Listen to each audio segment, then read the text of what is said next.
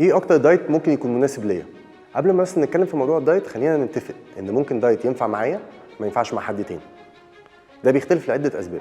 السبب الاول ممكن يكون السن، ممكن يكون الهدف، ممكن يكون وزنك زياده او وزنك معتدل او عايز تزيد. فكل واحد بيبقى له دايت مختلف. بس من خبرتي خليني اقول لكم ان في 3 حاجات مشتركه ما بين كل انواع الدايت اللي احنا بنستخدمها.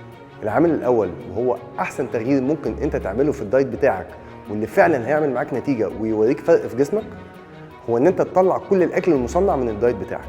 ازاي اعرف الاكل مصنع ولا لا؟ بطريقه بسيطه جدا. لو انا اقرا المكونات اللي على الاكل وابص على الاكل ذات نفسه هحس بفرق.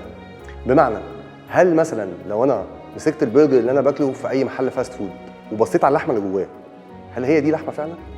هل هي دي شكلها زي اللحمه اللي احنا بناكلها في البيت؟ اكيد هتحس بفرق. ده يخليني اعرف ان الاكل ده مصنع. فاول تغيير واهم تغيير بالنسبه لي اعمله في الدايت بتاعي هو ان انا اطلع الاكل المصنع كله من الدايت بتاعي. تاني عامل مشترك ما بين كل الدايتس اللي نجحت معانا وبنستخدمها كتير هو ان انا لازم اكون باكل خضروات كتير قوي في الدايت بتاعي.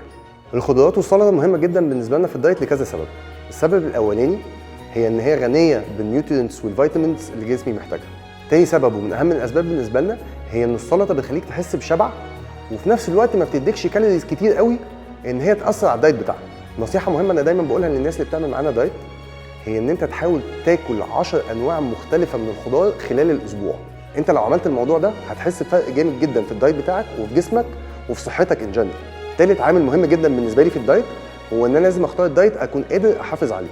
بمعنى ان انا ممكن اختار دايت يكون هايل وهيجيب معايا نتيجه رهيبه بس مش هقدر امشي عليه اكتر من اسبوعين او 3، فبالعقل كده هل اختار دايت اقدر امشي عليه اسبوعين 3 واوقف، ولا اختار دايت اقدر امشي عليه لفتره طويله ويجيب معايا نتائج؟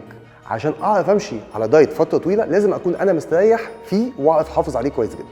فببساطه لو انا عرفت اعمل ال3 حاجات دول ده هيضمن لي ان انا اعرف اختار دايت كويس اقدر امشي عليه فتره طويله وان انا اخس بطريقه صحيه.